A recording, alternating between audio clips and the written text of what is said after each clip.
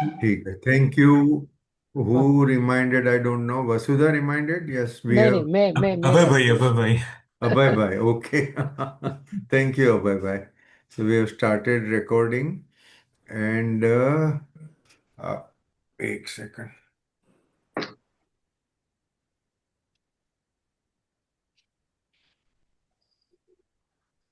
Welcome Mano ji, तब तक हम आपका स्वागत कर लेते हैं सर, जब तक रश्मि भाई हमें अलाउ करते हैं। एक आप एक एक एक सर, आपने भी कल लिखा था ना मैसेज बॉक्स में कि आप हाँ। भी क्लैरिफिकेशन देना चाहोगे, तो वो भी कर लेते हैं वो शुरुआत। सब बाद का है सर, वो फिलर्स है, वो सब बाद में आएंगे। वो पहले एक बार आपसे शुरुआत करेंगे। कोई सबसे पहले एकदम स्ट्रक्चर्ड प्रोग्राम होना चाहिए, तो पहले आपका, फिर रश्मि भाई का, फिर हमारे। तो क्या फिलर्स लास्ट में कहीं भी ब्रेकिंग न्यूज बोल के टिका देंगे सर। तो सर डॉन को पकड़ना मुश्किल ही नहीं, नामुमकिन भी है। सब भगवाना में कृष्ण जो थे वो डॉन थे। नहीं, पक्की बात है, लास्ट में 5 मिनट आप लोग अलाउ करेंगे और टाइम परमिट करेगा, देन अभी वो तारतम्य नहीं तोड़ेंगे, तारतम्य ठीक यहीं है। से शुरू करेंगे सर। अच्छा, आज ठीक है। सुबह मैंने जो हाँ हाँ। भेजा था व्हाट्सएप, हाँ, वो ब्रह्म बिंदु उपनिषद है। हम्म, ये जो बड़े फेमस उपनिषद है उसमें वाला नहीं है। हाँ, बहुत कम लोग ये ब्रह्म बिंदु उपनिषद पढ़ते हैं। अभी मुझे भी पढ़े हुए थोड़ा टाइम हो गया, मगर अगर मेरी याद शक्ति बराबर है तो इसका मैसेज इस तरह से है कि ब्रह्मा, मन ही ब्रह्मा है और ब्रह्मा ही मन है। ये संसार को, हिंदू धर्म में संसार को उत्पन्न करने वाला ब्रह्मा है। और हम सब इंडिविजुअली अपना अपना संसार जो करते हैं वो अपने मन से करते हैं। हमने मन में सोचा कि हमें ये करना है वो करना है, उसके ऊपर से अपना अपना संसार शुरू हुआ। और क्योंकि हम खुद ब्रह्म है, किसी को कोई भी कंपल्सन नहीं है। ये बात मैंने बहुत बार आगे भी कही है। अपने को जो दिखता है कि वो गरीब है, लाचार है, दुख सहन कर रहा है, वो दुख सहन करने वाला ब्रह्म है। और ब्रह्म दुख सहन करने का नाटक कर रहा है। संसार ड्रामा है, संसार नाटक है। ये हिंदू धर्म का बहुत इंपॉर्टेंट मैसेज है कि ये संसार में जो हो रहा है, ठीक है, इतना बड़ा सीरियसली मत लीजिए। मगर जो कॉन्ट्राडिक्शन रहते हैं कि सीरियसली मत लीजिए, एट द सेम टाइम आप गलत काम नहीं कर सकते हो। आप सही रास्ते पे रहोगे तो एक दिन समझ में आएगा कि संसार नाटक है। गलत करते रहेंगे वो संसार को सही मान के अपना सुख दुख सहन करते रहेंगे, और गलत किया तो उसका कारण जो होता है, उसका परिणाम जो होता है वो दुख भुगतेंगे। ये ब्रह्म बिंदु उपनिषद मेरे हिसाब से, और ये हिंदू धर्म में जो भी इन डेप्थ जाता है वो कबूल करता है कि अपना मन ही अपना संसार उत्पन्न करता है। क्योंकि अगर आप ब्राह्मण है तो आपको कौन सा कायदा लागू पड़ता है? कोई कायदा नहीं लागू पड़ता है। ये अपने भारत देश की डेमोक्रेसी जैसा नहीं है। डेमोक्रेसी में क्या है कि पार्लियामेंट लॉ बनाती है, मगर वो ही लॉ पार्लियामेंटेरियन को भी एप्लीकेबल होता है। नहीं, यहाँ तो आप ब्राह्मण हो, ब्राह्मण को कुछ भी नहीं लागू पड़ता है। तो आपके जीवन में जो हो रहा है वो आपकी इच्छा है। इच्छा हम मन से करते हैं, तो इसी के लिए कहते हैं मन ही ब्रह्म है। ये अ, मानव भाई और कोई एक्सपर्ट किसी को भी इसके ऊपर कमेंट करनी है तो मोस्ट वेलकम। मतलब रश्मिन भाई, मैं I just take this chance. तो आपने जो प्लीज। भेजा था उसमें लिखा था मन ही ब्रह्म है। हाँ, एक्चुअली ब्रह्म लिखा, जो आपने पोस्टर भेजा था उसमें लिखा था मन ही ब्रह्म है। करेक्ट। और फिर आपने एक नीचे एक फॉलोअप क्वेश्चन था कि फिर हम एक और हम मनोनाश की बात करते हैं। तो लाइक एन बराबर। एक्सपर्ट टीचर, आप you always ask difficult questions and set people into thinking कि एक और तो मन ब्रह्म है, तो फिर उसको नाश क्यों करना है? So it is actually contradicting. उस उस पर रश्मिन भाई, मेरी जो एटलीस्ट मतलब रामकृष्ण विवेकानंद लिटरेचर को पढ़ते हुए हम्म। अ, मेरी ये अंडरस्टैंडिंग इसमें ये डेवलप हुई है कि बेसिकली एक होता है नेति नेति, और फिर उसके बाद इति इति का मार्ग होता है, नेति नेति का मार्ग। तो नेति नेति का मार्ग ये बताता है कि जब हम आध्यात्मिक पथ पर चलते हैं, तो हमको ये जो संसार, जैसा कि हम आज जिस दृष्टि से उस संसार को देख रहे हैं, जो नाम रूपों का संसार है, उसको हमको रिजेक्ट करना है। Not this, not this, not this, not this. तो ये इसमें से कुछ भी नहीं है। और वो सबको रिजेक्ट करते करते करते करते करते फिर फाइनली हम जब ब्रह्म साक्षात्कार होगा, जब हमको ब्रह्म की प्राप्ति हो जाएगी या मोक्ष की प्राप्ति हो जाएगी, अंतिम अवस्था, अब फिर ये सब ऋषि मुनि लोग या श्री रामकृष्ण इस तरह के रियलाइज लोग ये सब बोलते हैं कि फिर आप जब वापस मुड़ के देखेंगे, तो आपको लगेगा कि आप जिस चीज को रिजेक्ट कर रहे थे वो भी ब्रह्म ही था, वो ब्रह्म के सिवा कुछ नहीं था। जैसे कि मतलब जैसे दो एक उदाहरण है इसमें। जैसे एक उदाहरण है कि जैसे अगर कोई कोई बोले कि अगेन वो very famous example of ornaments and gold. तो अगर कोई रिंग लाके बोले कि क्या ये सोना है, तो बोले नहीं नहीं नहीं नहीं। क्या ये मतलब या चेन सोना है, बोले नहीं नहीं नहीं नहीं। या ब्रेसलेट सोना है, नहीं नहीं नहीं। फिर वो जब सोना समझा देगा तब बोलेगा ये सब सोना ही था। और जब only names and forms were different. तो एक और फाइनल एग्जांपल जो श्री रामकृष्ण देते हैं इसमें, कि वो बोलते हैं कि जब हम सीढ़ियां चढ़ते हैं, तो आपको जब छत पे जाना होता है, तो आपको एक एक सीढ़ी को छोड़ना पड़ता है। यू हैव टू, एक सीढ़ी लिया, फिर आपको उसको छोड़ के दूसरी सीढ़ी में जाना है। तो आपको छोड़ छोड़ छोड़ छोड़ के सीढ़ी चढ़ के जब आप पहुंच जाएंगे छत पे, और छत पे जाके आपको जब छत का कॉन्स्टिट्यूशन समझेंगे, तब आपको लगेगा कि छत जिस सीमेंट मिट्टी चूना पत्थर की बनी है, सीढ़ियां भी उसी की बनी है। और फिर आप आराम से ऊपर नीचे हो सकते हैं। तो ये जो मनोनाश की जो आपने बात की इसी संदर्भ में, तो मनोनाश ये साधना की प्रारंभिक अवस्था में बहुत जरूरी है। अगेन एक one more example we can give is screen and the movie. तो अगर स्क्रीन में तो अलग अलग कैरेक्टर्स होते हैं, तो हम बोलेंगे क्या है गब्बर सिंह है, बोले नहीं ये गब्बर सिंह नहीं है। क्या है अमिताभ बच्चन है, अमिताभ बच्चन नहीं है। हेमा मालिनी नहीं है। फिर जब हम एक बार मूवी को बंद कर देंगे और जब हमको ब्लैंक स्क्रीन दिख गई, और जब ब्लैंक स्क्रीन दिखेगी, बोले ये स्क्रीन है, और उसके बाद जब फिर से मूवी चालू होगी, तो हम बोलेंगे इसमें स्क्रीन के अलावा कुछ है ही नहीं। बोले हेमा मालिनी भी स्क्रीन है, ये गब्बर सिंह भी स्क्रीन है, everybody screen. So just to recap कि just to sum it up, कि इनिशियली मनोनाश आवश्यक है, लेकिन जब हम ब्रह्म प्राप्ति हो जाती है, फिर हमको पता चलता है कि मन ही ब्रह्म है। पर वो सेकेंड स्टेज में आता है। सो ये साधक और सिद्ध अवस्था के दो अलग अलग वेंटेज पॉइंट के दो अलग अलग व्यूज है। I'll stop it. Yeah, okay. I think we can start the regular talk. Sure, thank you. तो दिस इज मोर ऑफ कुछ कुछ कुछ एक फॉलोअप बातें रह गई थी। लास्ट हमारा जो मांडुक्य का जो जो हमारी क्लास हुई थी लास्ट, उसमें कुछ एक बातें रह गई थी। तो I thought I just pick up this. पूरा टाइम शायद नहीं हो पाएगा, maybe half an hour 45 minutes will try to wrap it up. तो एक बार जस्ट क्विक रिकैप हम कर लेते हैं मांडुक्य का, वेरी क्विक रिकैप। तो जैसा कि हमने क्लास मतलब पिछली क्लास की शुरुआत में हमने डिस्कस किया था कि मतलब मांडुक्य उपनिषद इन जनरल हमको किसी भी चीज पे फेथ या विश्वास करने के लिए वो हमको मजबूर नहीं करता। वो हमको यही बोलता है कि आप सिर्फ अपनी लाइफ के अपनी एक्सपीरियंसेस को एनालाइज करो, जो फॉर सम रीजन आप नहीं करते हो, और उसी उसी के बारे में जब कॉन्टेम्पलेट करोगे, विच आर एग्जिस्टेंशियल इश्यूज जिसको आप छोड़ना नहीं चाहिए आपको, उसी के बारे में अगर आप उसको ध्यान से समझोगे तो आपको ज्ञान की प्राप्ति होगी। और उसी संदर्भ में मांडुक्य है वो हमारी जो तीन अवस्थाएं हैं, जो जागृत, सुषुप्ति, जागृत स्वप्न और सुषुप्ति, वेकर स्टेज, ड्रीम स्टेज और डीप स्लीप स्टेज, जिनका हमको रोज अनुभव होता है। तो मांडुक्य हमें ये प्रॉम्प्ट करता है, हमको पुश करता है कि आप इसके बारे में सोचो कि ये क्या हो रहा है। और जो हम लोग इसको जता कर देते हैं, गुजराती में जतू करी दिए, we don't think too much. हम जागृत अवस्था को ही सत्य समझते हैं, और हम जो कम से कम 6-8 घंटे हमारे जो रोज बीतते हैं स्वप्न और सुषुप्ति में, उसको हम रिजेक्ट कर देते हैं। मांडुक्य से मत करो इसको रिजेक्ट, आप इसके बारे में सोचो। तो फिर उसके बारे में आप मतलब क्वेश्चंस अपने आप से पूछो, and then you will finally reach an answer. तो ये जो पूरी टेक्निक है, उसको मांडुक्य कहता है अवस्था त्रय विचार। तो ये जो तीन अवस्थाएं हैं, जागृत स्वप्न और सुषुप्ति, उसके बारे में गंभीर विचार करो। इसमें एक लास्ट लास्ट टॉक से मतलब लास्ट क्लास और इस क्लास के बीच में एक मैंने बहुत इंटरेस्टिंग बात सुनी थी कहीं। उसमें ऐसा था। सॉरी, मानव भाई, you are muted suddenly. Muted.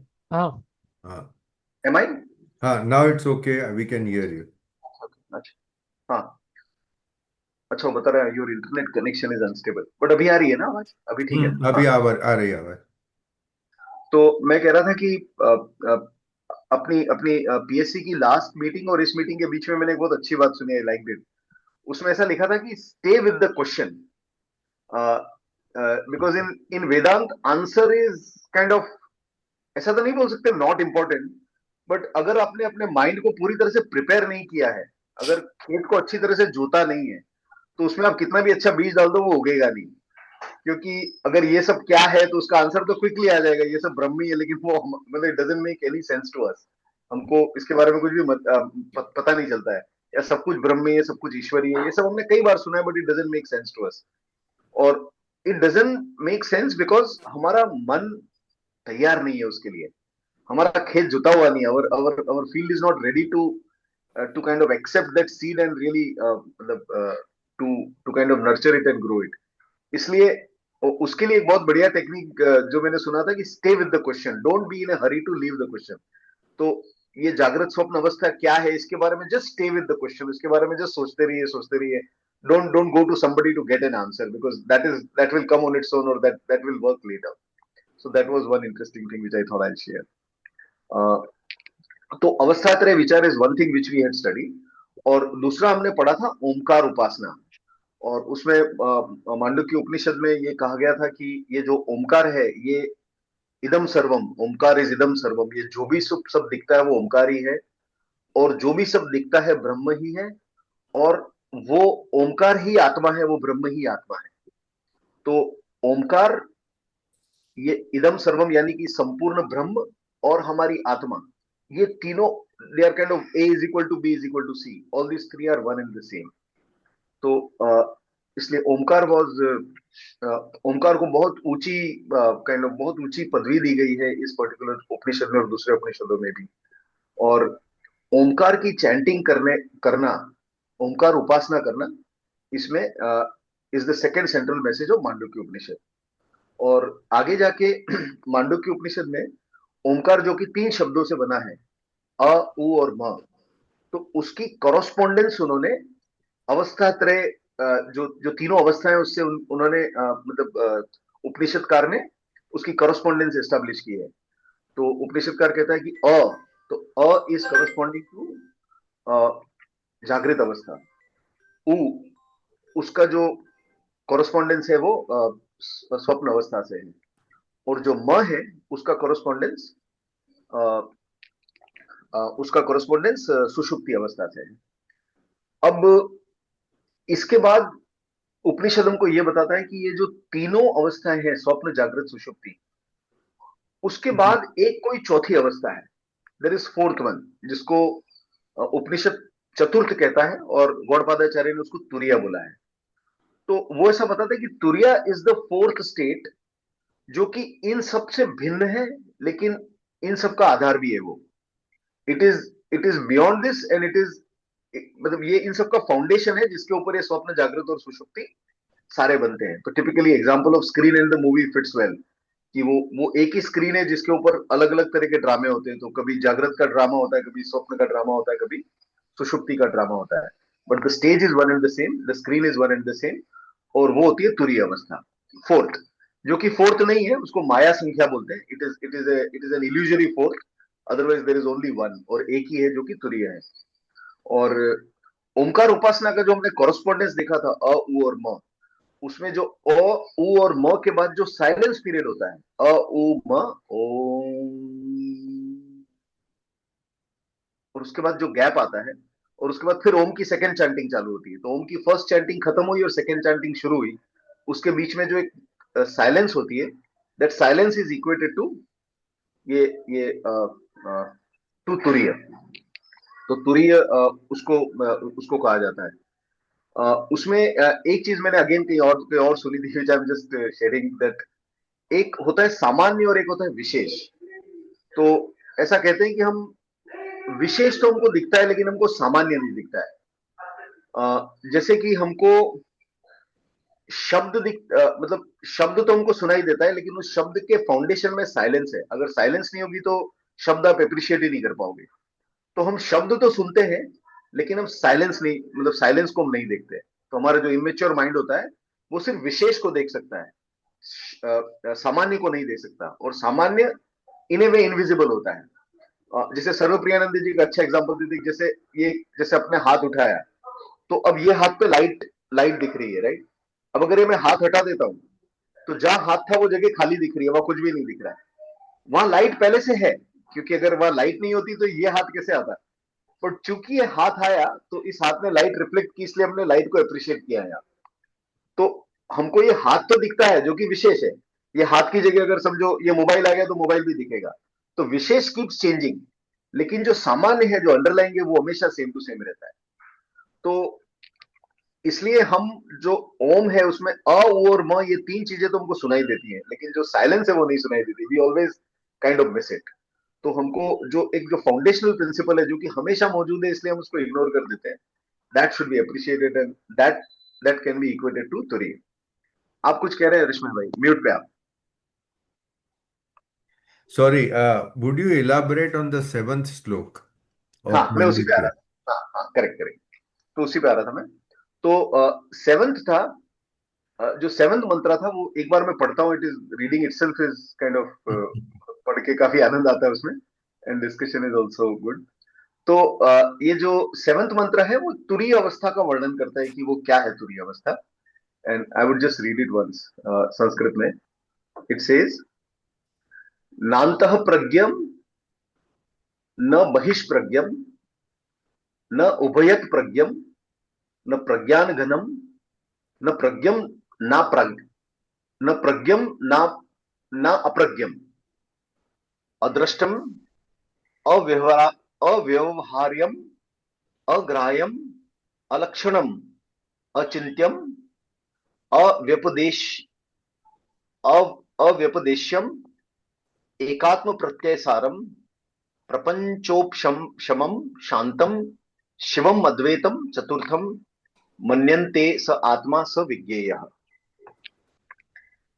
Very heavy, और इसमें वेरी हैवी। और इसका मैं एक बार आई जस्ट एक बार इसके एक एक वर्ड्स को हम समझने की कोशिश करते हैं। तो मैं बोलता है, प्रिंट कर रहा हूँ। आया?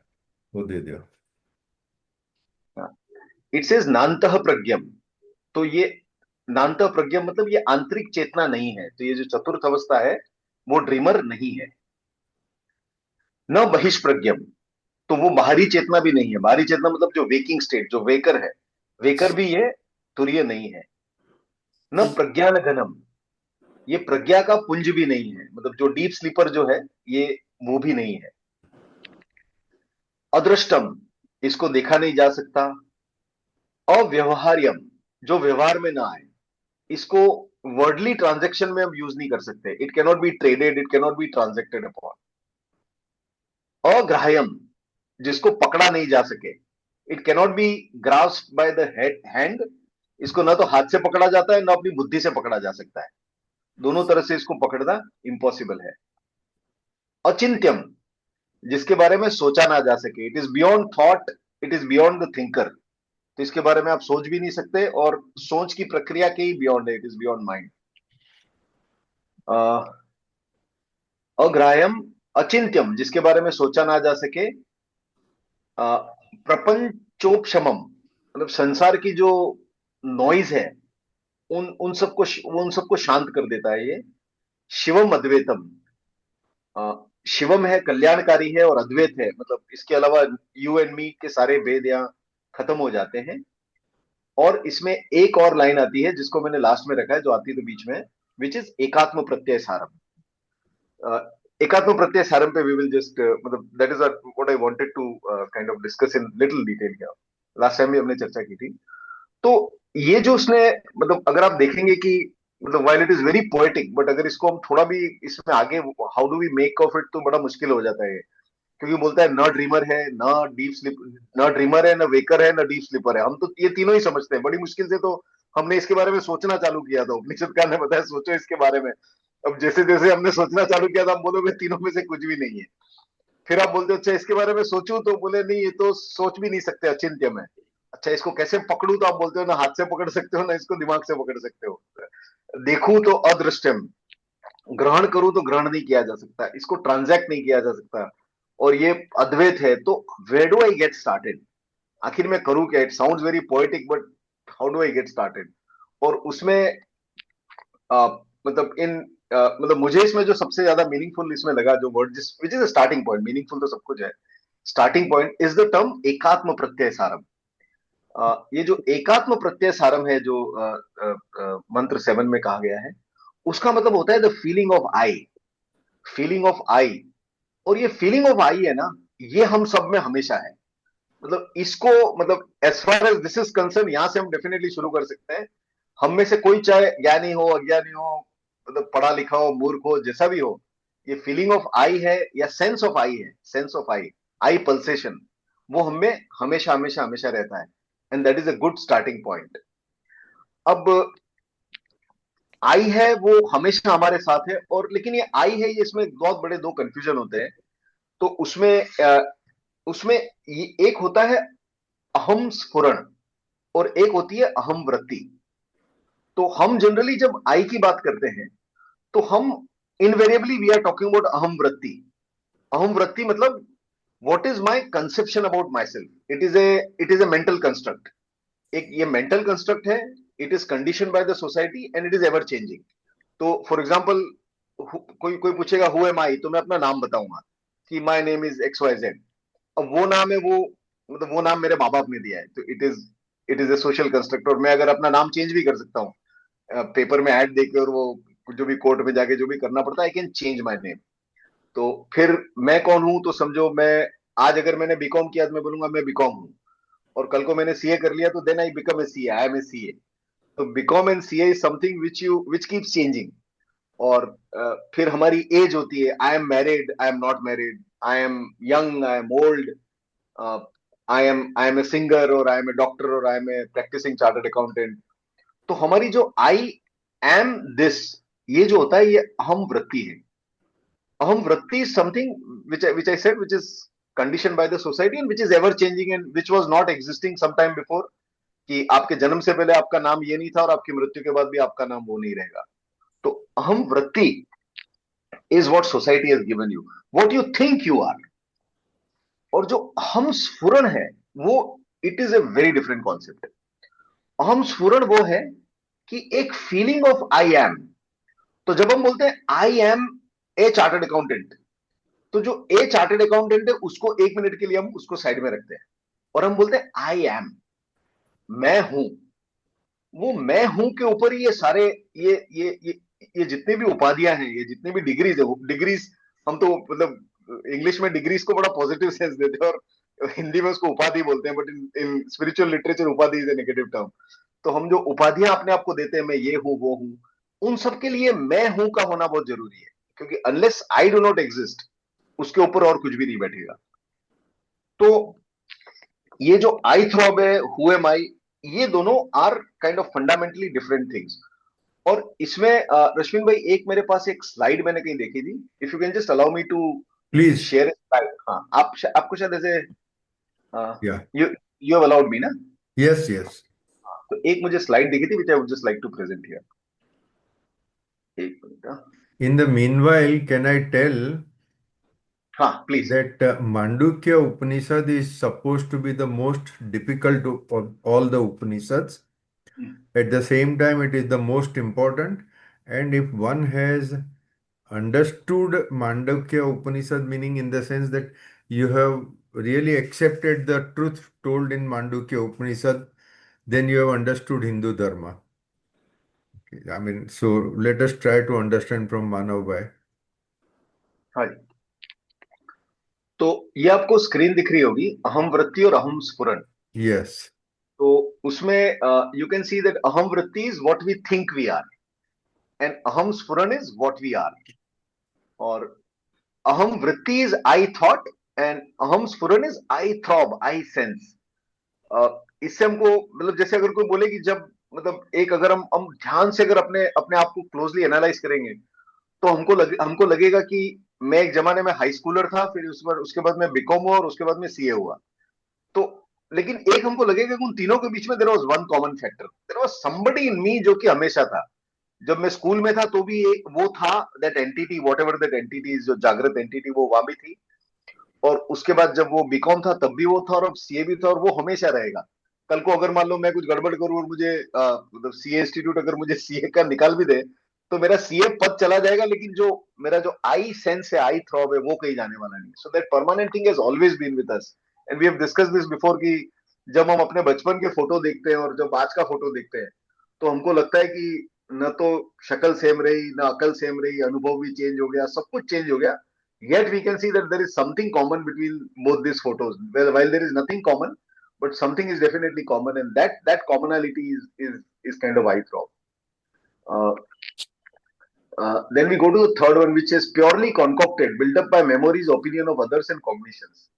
जबकि अहम स्फुरण है, it is feeling of scintillating awareness, being that without a thought process. और इसमें मैं जस्ट इंपॉर्टेंट वाली पढ़ लेता हूँ, ये सारे इंपॉर्टेंट है but just to for the sense of time. हाँ, ये जो अहम वृत्ति है, it is what we popularly called as our personality.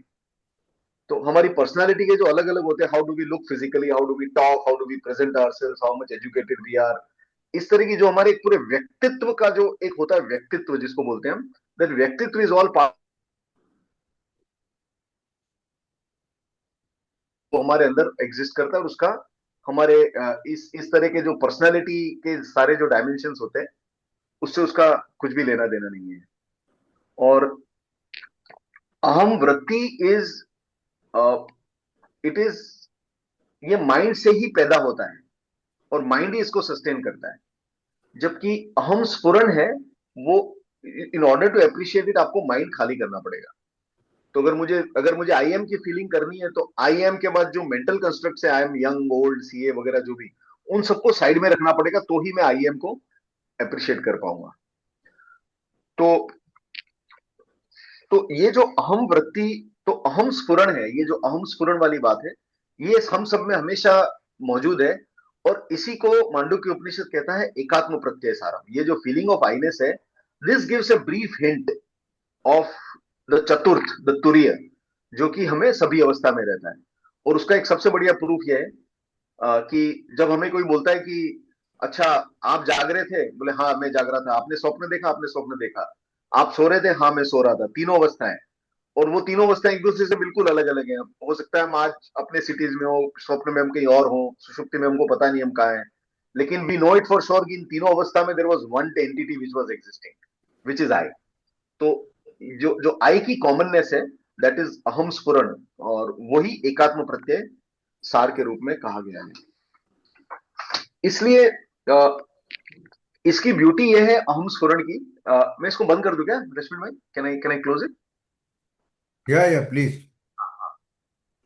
तो अहम स्फुरण की एक जो मतलब अहम स्फुरण की एक अच्छी बात यह कि it is available to one and all. और इसीलिए ऐसा बोलते हैं कि अध्यात्म मार्ग इज ओपन फॉर एवरीबॉडी। बोलते हैं ना, ईश्वर का द्वार सभी के लिए खुला हुआ है। या in the words of Shri Ramakrishna वो बोलते थे, चंदा मामा सबका मामा है। मतलब चंदा मामा पे सबका अधिकार है, अमीर धनी जो भी है, सबका चंदा मामा सबका मामा है। तो उसका रीजन ये है कि ये जो अहम स्फुरण है, it is available for all of us all the time. जैसा पहले बताया कि हम पढ़े लिखे हो ना हो, होशियार बुद्धिमान, मेल फीमेल वॉट, लेकिन ये हमारे पास है, और हम वहां से अपनी जर्नी की शुरुआत कर सकते हैं। तो ये जो हमने जब एक बार साधन चातुष्ट की जब हम बात कर रहे थे, तो हमने विवेक की बात की थी कि सत असत विवेक, सार असार का विवेक। तो इसी तरह से हमको जब आई हम बोलते हैं आई, तो हमारा आई है वो जनरली वो क्या बोलते हैं, मिक्सड अप होता है आई, बिकॉज समटाइम्स हमको आई एम का अनुभव तो हल्का सा होता है, लेकिन तुरंत आई एम, फिर वो आई एम जो पर्सनालिटी वाले ट्रेट सारे उस पर चढ़ जाते हैं, and we are always confuse between the two. Therefore ये अहम स्फुरण और अहम वृत्ति विवेक, this can be practised all the time. कि जब भी हम अपने आप को आई करके रिफर करते हैं, तो we have to ask ourselves कि मैं कौन से आई की बात कर रहा हूं। Am I talking about my personality या व्यक्तित्व या माइंड वाला आई, और I am talking about the I throb, I sense, जो कि वो एकात्म प्रत्यय सार की बात कर रहा है। और अगर हमने सिर्फ इसको पकड़ लिया और इसको पकड़ के इसको सिर्फ फॉलो अप किया, तो सारी मतलब it is a golden, it is a master की, उससे पूरा का पूरा सीक्रेट विल, सीक्रेट अपने आप इसमें से मतलब इसमें से खुल जाएगा पूरा सीक्रेट। इसमें तो ये मार्ग वैसे मतलब ये मार्ग का सबसे बड़ा जो प्रोपोनेंट थे डायरेक्टली इसमें, वो थे रमन महर्षि। और रमन महर्षि हमेशा बोलते थे कि हु एम आई, उस पे आप inquiry, just do self inquiry, just reflect on this, अपने आप से पूछते रहो who am I the person, और उसकी पूरी उनकी टेक्निक है, we will not go into those details. But Raman Maharshi was gave special emphasis on this अहम स्फुरण। और इसमें मुझे एक और अहम स्फुरण से मुझे एक मुंडकोपनिषद की एक बहुत अच्छी कथा याद आई, which I think may be relevant here. और वो कथा है ऑफ टू बर्ड्स। दो मतलब मुंडकोपनिषद में दो पक्षियों की कथा आती है, इट इज वेरी ब्यूटीफुल। और वो कथा ये बताती है कि in this body there are two birds, इसमें दो पक्षी हैं। एक है गोल्डन कलर का पक्षी, और एक पक्षी है दूसरा नॉन गोल्डन, ऐसा बोल लीजिए। और जो गोल्डन कलर का पक्षी है वो अ, एक एक एक बड़ा सा वृक्ष है, और उस वृक्ष के टॉप पे बैठा हुआ है गोल्डन कलर का पक्षी। और जो दूसरा पक्षी है सेकंड बर्ड, वो नीचे की डालों पे बैठा हुआ है। अब जो नीचे की डाल पे बैठा पक्षी है वो काफी बेचैन है, और वो हर चीज में फुलफिलमेंट ढूंढता है। It wants to get fulfilled, वो खुश नहीं है, वो कहीं ना कहीं फुलफिलमेंट ढूंढता है। तो उसके लिए क्या है, वो फल खाने का, वो अलग अलग वृक्ष पे अलग अलग फल लगे हुए हैं, तो वो अलग अलग फल पे अपनी चोंच मारता रहता है, खाने का प्रयत्न करता है। और कभी मीठे फल खाता है, कभी चोंच मारता है, फल बहुत मीठा निकलता है। तो जब फल मीठा निकलता है तो वो बहुत ही प्रसन्न होता है कि अरे ये तो बहुत अच्छा फल है, मीठा, एकदम सुखी हो जाता है। और फिर उसकी आशा बनती है कि अच्छा दूसरा फल तो और भी ज्यादा इससे मीठा होगा। तो दूसरा फल खाता है तो वो और भी मीठा निकलता है, तो वो और भी खुश हो जाता है, एकदम इलेट हो जाता है, एकदम एक्साइट हो जाता है। और फिर उसको लगता है अब तो बहुत ही बढ़िया, अब तो मेरी जिंदगी में अच्छे ही फल लगेंगे। फिर वो तीसरा फल खाता है। एज इट हैपेंस कि मतलब तीसरा फल एकदम कड़वा निकलता है, तो बहुत दुखी हो जाता है। तो वो मीठे कड़वे फल खा के सुखी दुखी होता जाता है, वो पक्षी, नीचे वाला पक्षी। और जब वो बहुत परेशान हो जाता है कड़वे फल खा के या फ्रस्ट्रेट हो जाता है, तो अचानक उसकी नजर पड़ती है ऊपर वाले पक्षी पे। अच्छा, और ये दोनों पक्षी गहरे दोस्त हैं। तो उस मुंडकोपनिषद में बताते हैं these two birds on the tree are close friends, and it's important thing to note कि दे आर फ्रेंड्स। तो वो जो ऊपर पक्षी बैठा होता है उसको देखता है, वो ऊपर वाला बैठा हुआ पक्षी क्या कर रहा है। तो ऊपर वाला वो बैठा हुआ पक्षी एकदम गोल्डन कलर का है, पूर्ण रूप से शांत है, एकदम एक मतलब उसमें कोई हलचल नहीं है, एकदम स्थिर शांत शिवम अद्वैतम, ऐसा इस तरह से है वो। और वो सिर्फ देखता रहता है, ही ओनली वॉचेस। तो ये उसको देखता है, उस पक्षी को, उसको लगता है अरे यार मैं तो इतना परेशान तो, और ये इतना शांत है। तो वो क्या करता है, वो बोलता है इसको, इसके पास जाके देखता हूँ जरा क्या है। तो वो क्या करता है, अचानक एक डाल से एक ऊपरी डाल पे छलांग मारता है, नीचे वाला पक्षी। अच्छा, नीचे वाला पक्षी जैसे ही डाल पे छलांग मारता है और उसको लगता है अब मैं उस तक पहुंच जाऊंगा, तुरंत सामने फिर एक रसीला उसको फ्रूट दिखता है। तो वापस वो फ्रूट खाता है, फ्रूट मीठा निकलता है, इज अगेन वेरी हैप्पी। उसके बाद काफी वो मीठे कड़वे फ्रूट खा के फिर परेशान होता जाता है। और जब कोई बहुत ही ज्यादा कड़वा फ्रूट आता है तो वो परेशान होकर फिर ऊपर दिखता है। और ऊपर देखता है तो उसको वो वाला जो पक्षी, शांत पक्षी है, वो उसको हमेशा दिखाई देता है। और जब जब उसको बहुत दुख आता है तब तक वो एक एक छलांग ऊपर मारता है और उस तरह से जाता है। अब धीरे धीरे जब वो उस पक्षी के पास पहुंचता जाता है, स्लोली एंड स्टेडिली, तो उसको अचानक ऐसा लगता है कि उस पक्षी का तेज, उसका जो गोल्डन प्रभाव है उस पर होता ही जाता है। और सडनली उसको लगता है कि उसकी खुद की आइडेंटिटी लूज हो रही है। वो जो छोटा पक्षी है वो बोलता है मैं हूं कि नहीं हूं, मतलब उसको अपनी जो उसका जो सेल्फ कॉन्सेप्ट होता है कि मैं पक्षी हूं, उस पर उसको थोड़ा शक होने लग जाता है। और वो धीरे धीरे धीरे ऊपर जाता है, और लास्ट में जब उसके बिल्कुल पास पास पहुंचता है तो उसको लगता है अरे साला ये तो मैं ही था, ये मैं ही हूँ, वो नीचे वाला पक्षी था ही नहीं। मैं अपने आप को नीचे वाला पक्षी समझता था, there was no such entity called नीचे वाला पक्षी, ये एक ही पक्षी था, वो हमेशा से वही था, वो वही था, और मैं अननेसेसरीली दुखी हो रहा था। तो ये एक this is a beautiful story of Mundaka Upanishad. और मुझे ये जो हमने जो अहम स्फुरण और अहम वृत्ति वाली जो जो फ्रेमवर्क अभी बात की थी, उसमें मुझे काफी एप्लीकेबल सा लगा कि हमारा जो अहम। मानव भाई, sorry, can I say in 2 sentences the Mundak Upanishad? I think the Rusi wants to say through the story of two birds that one is Jivatma and another is Paramatma. So we are all Jivatma, और हम लोग सोचते हैं कि हम परमात्मा बन जावे। हकीकत में आज की तारीख में अभी इसी समय हम परमात्मा ही है, बस खाली वो रियलाइजेशन हमें नहीं हो रहा है। परमात्मा अनंत रूप धारण करके अनंत अनुभव ले रहा है, उसमें वो अनंत रूपों में हम एक रूप है, मगर उसका मतलब नहीं कि हम परमात्मा मिट गए, परमात्मा ही है, ये मुंडक उपनिषद कहता है। कोई मान नहीं सकता है, मगर मैं इतना ही कहता हूं, मुंडक उपनिषद का ये कहना है। Please go ahead. एब्सोल्युटली। तो तो ये जो अहम स्फुरण और अहम वृत्ति में यही है कि जब, तो अगर हम अपने आप को उस बर्ड की जगह पे रखें, तो अगर हम अहम वृत्ति में फंसे रहेंगे, तो अहम वृत्ति तो हमेशा इट इज ऑलवेज अनफुलफिल्ड, ये कभी तृप्त नहीं होती है। मतलब हम, जैसे हम देखते हैं कि आज से 50 साल पहले जो सुविधाएं एक सिर्फ बड़े बड़े राजाओं को, एम्परर्स को होती थी, वो आज हमारे पास बिल्कुल आम आदमी के पास है आज। जो मतलब पहले ऐसा बोलते हैं कि पहले जो बड़े बड़े राजा थे उन्हीं को हेल्थ फैसिलिटीज थी, आजकल छोटी छोटी जगह पे हेल्थ फैसिलिटीज, आजकल एआई फ्री हो गया है, आजकल intelligence is in your pocket, right? You are as powerful as the strongest person anywhere on the earth, almost to that extent. तो हमारे पास सारी सुविधाएं बढ़ी हैं, हमारा क्वालिटी ऑफ लाइफ इंप्रूव हुआ है, मोर्टालिटी रेट्स इंप्रूव हुए हैं, तो सोशल इंडिकेटर्स में all over the world we have done reasonably well. लेकिन एक चीज है, क्या हम खुश हैं? तो आंसर इज नो।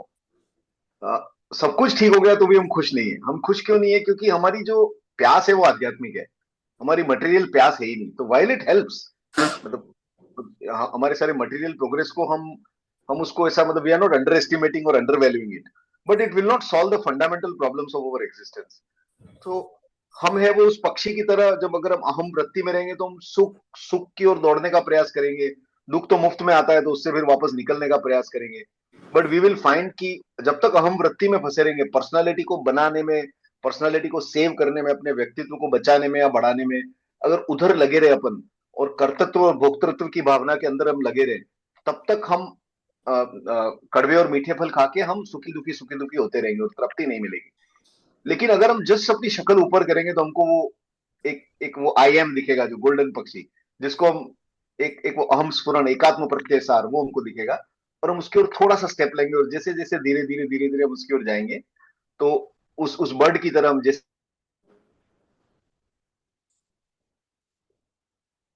तो ultimately we will reach that state, and then we will realise that whatever existed all this while was this only.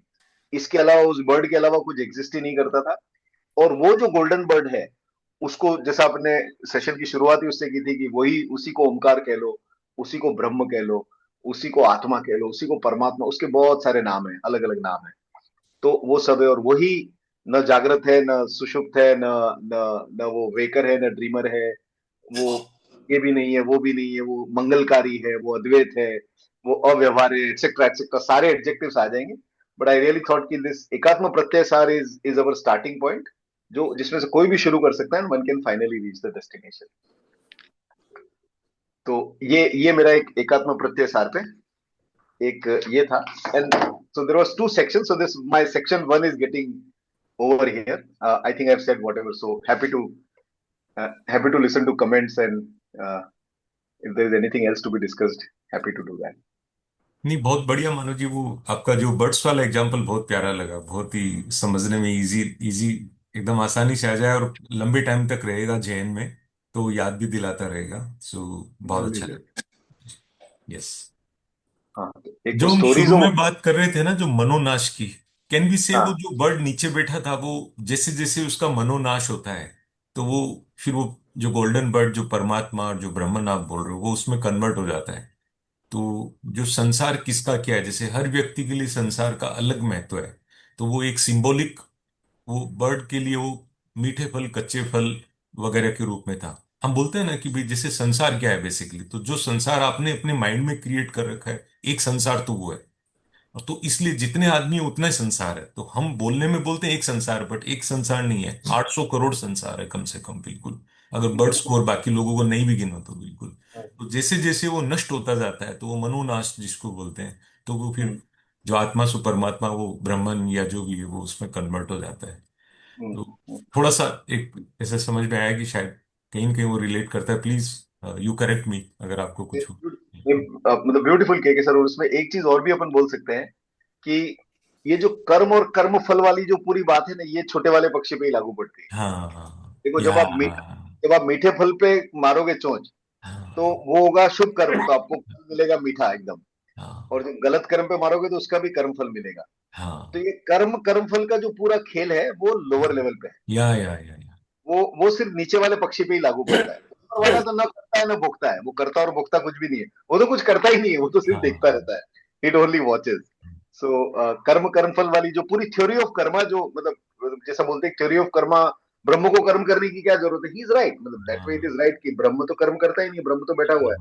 But our reality is की आज की डेट में हमारा जो एक्सपीरियंस है, सच्चा झूठा जो भी है, हमको तो हमारा एक्सपीरियंस को लेके ही चलना है आगे। और हाँ हमारे एक्सपीरियंस में हम सब ये अनुभव करते हैं, तो we are all part of that small that lower world.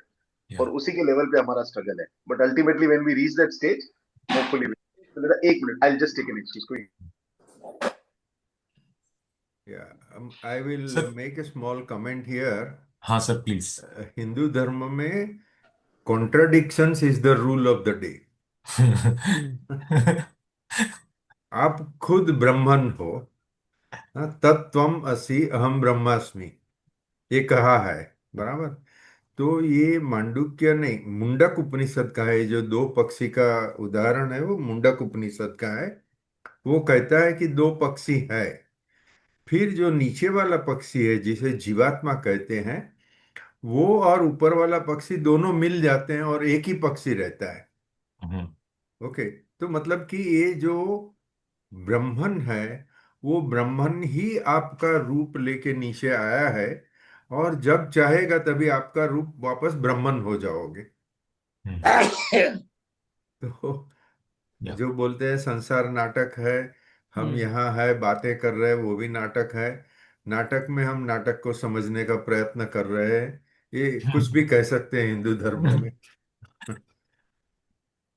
Sir, जो ये अपना वेनेजुएला वाली बात पे आपने जो बात स्टार्ट की, और फिर हाँ। वो हमारी ये इस कर्म फल के ऊपर बात चली गई, फिर अशोक जी ने कुछ कहा, फिर कुछ मीना बहन ने कुछ कहा, फिर मानव ने कुछ कहा, फिर वो उस टाइम आपने कुछ कम कहा उसके ऊपर। वो जैसे एक बोलते हैं ना सर, एक आपने एक आइडिया प्रवोक किया, लोगों को छोड़ दिया, फिर बाद में उनके हाल पे आपने।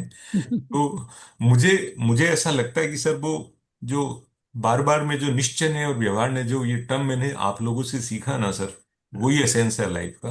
कि जो हम जी रहे हैं वो अपना व्यवहार में है, और जो सच्चाई है वो निश्चय में है। इसलिए सच्चाई को पकड़े रखना है, निश्चय को, और व्यवहार में रहना है। इसलिए जो चाहे अभी ट्रम्प हो, चाहे वो वेनेजुएला हो, चाहे वो और कुछ हो, मैं जो अभी मानव आ रहा है उसके बीच में यही कहना चाहता हूँ सर, कि ये जो भी रिकॉर्डेड हिस्ट्री हिस्ट्री है 2000 साल की, उसमें एक एक दौर बताइए कि जब इनजस्टिस नहीं रहा हो, जब रॉन्ग नहीं हुआ हो, जब गलत नहीं हुआ हो। आज हमें लग रहा है सर ये गलत हो रहा है, बिल्कुल गलत हो रहा है, लेकिन आप अंडमान जाइए, वहाँ सेलुलर जेल देखिए, और वहाँ क्रांतिकारियों को किस तरीके से ब्रिटिश गवर्नमेंट ने हमारे साथ सलूक किया था, जबकि उनका कंट्री नहीं था, कंट्री हमारा था। तो सर बाकी कंट्री क्या कर रहे थे, ये मेरे को कई बार ऐसे आता था। लेकिन जो अभी 2 साल में जो हुआ, 1 साल में पर्टिकुलरली, तो वो माइंड से इल्यूजन निकल गया कि उस टाइम भी ऐसे ही हालात थे। मैं सोचता था हिटलर ने इतना किया तो बाकी लोग क्या कर रहे थे। तो सर वो इल्यूजन भी माइंड से निकल गया। तो ये सब पूरा प्योरली प्योरली प्योरली हरी लीला है sir. We are too small कि हम हर चीज को समझें, और हर चीज को उसको कर्म फल के हिसाब से ही जोड़ते जाएं उसके अंदर। वो संभव नहीं है सर, प्रैक्टिकली नहीं है सर उसके अंदर, बिल्कुल। ये एब्सोल्यूट ट्रुथ यही है कि ये हरी लीला है सर। एंड बाकी जो है वो पूरा ड्रामा है सर उसके अंदर, और सबके हिस्से में ड्रामे का कोई रोल आया है, और वो अपने रोल को पूरा कर रहा है। उससे बियॉन्ड कुछ नहीं है। ये मानव जी, जब आप ड्रामा गए है। हुए थे तो हमने बीच में से थोड़ी सी बात कर ली सर, जो थोड़ी सी। नहीं नहीं, मतलब मैं पूरी सुन रहा था। अरे बाप रे। नहीं नहीं, वो कोई डोर पे आया था तो मुझे वो कुछ दवाई देने आया था, तो मुझे उसको दवाई लेके पेमेंट करना था, but I was listening to the whole thing. आपने एकदम, you you put it very beautifully, कि वो ऐसा जैसे हाँ स्वामी विवेकानंद ऐसा बोलते हैं कि this world is a dog's tail. एक ऐसा हाँ होता है कि this world is a dog's tail, ये कभी सीधी हो ही नहीं सकती। हाँ और दूसरा एक उनके अच्छे statement, it says this world is a gymnasium where you come to make yourself strong. मतलब आप सिर्फ अपने को ही स्ट्रांग बनाने के लिए आते हो, और जिम्नाजियम में तो अलग हाँ अलग वेट होते हैं। Gymnasium, gym is not an easy place, right? Gym is a हाँ डिफिकल्ट प्लेस।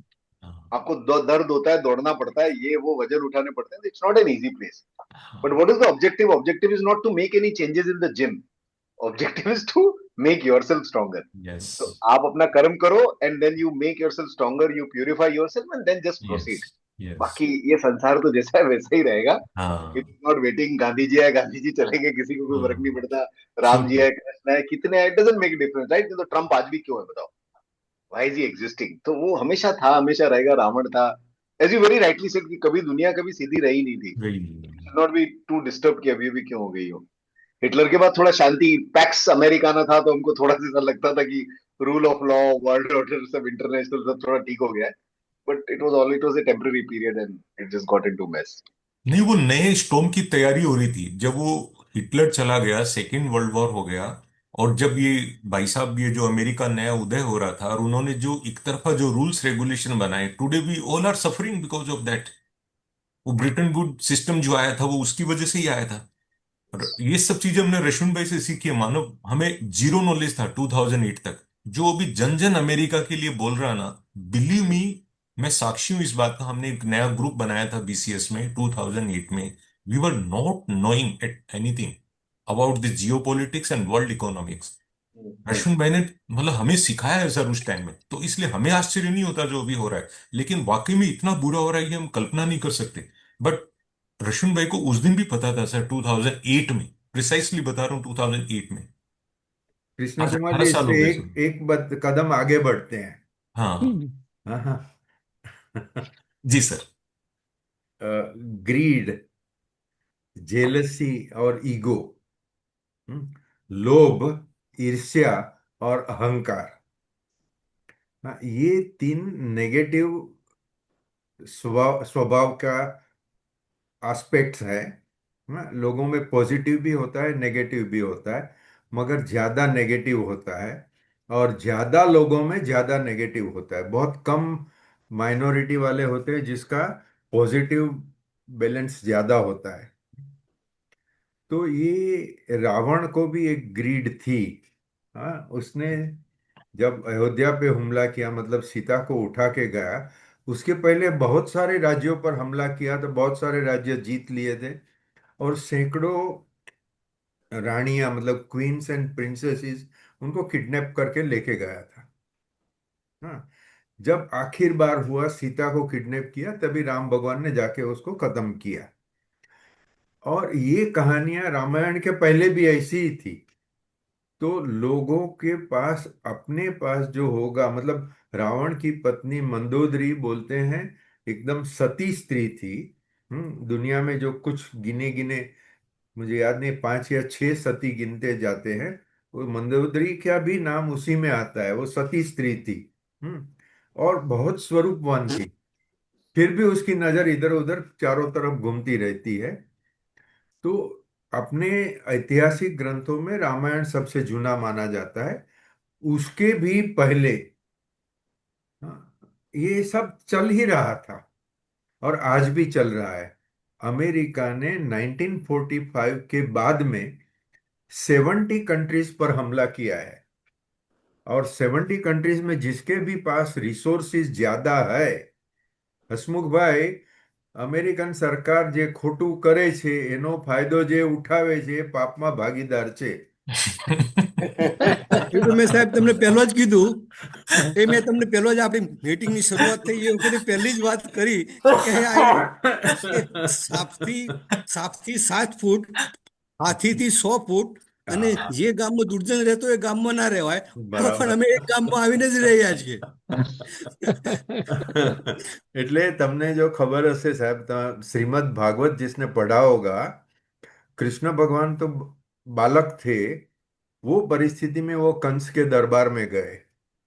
हम्म तभी क्या बोलते हैं कि अगर मैं एक बच्चा कंस जैसे पुख्त उम्र के राजा के साथ युद्ध करूं और अगर कंस मुझे मार डाले तो कंस को तो पाप लगेगा ही, मगर जो विटनेस है, मतलब इतनी बड़ी सभा हुई है, जो हजारों लोग देखने को आए हैं, उनको भी पाप लगेगा।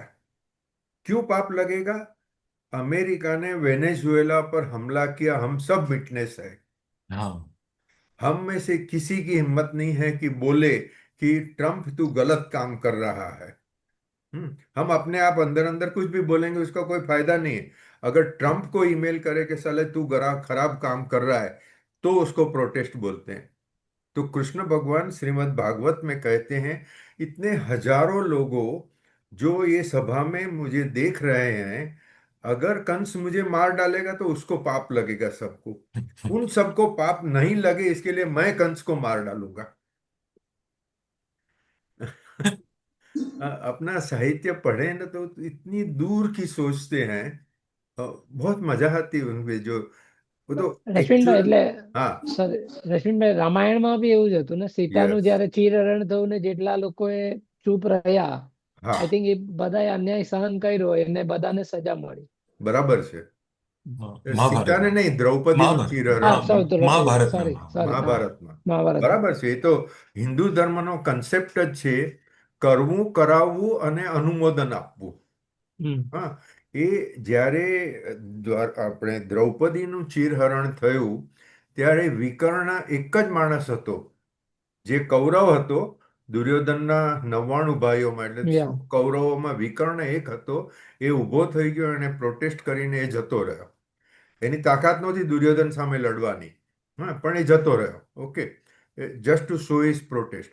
તો વિકર્ણને દ્રૌપદીના ચીરહરણનું પાપ નહીં લાગ્યું। બાકી 99 ભાઈઓને, ધૃતરાષ્ટ્રને, પાંડવોને બધાને લાગ્યું, કારણ કે પાંડવોએ પણ પ્રોટેસ્ટ નહીં કરી। પાંડવોની તાકાત હતી કે ત્યારે ને ત્યારે દુર્યોધનને મારી નાખે, હા, પણ નહીં કર્યું, તો એને પણ પાપ લાગ્યું। એટલે કરવું, કરાવવું, અનુમોદન આપવું, આ ત્રણેય ચીજ આપણામાં તો બહુ સહેલાઈથી લોકો બોલે છે, જે ધર્મ સમજ્યા છે। બરાબર.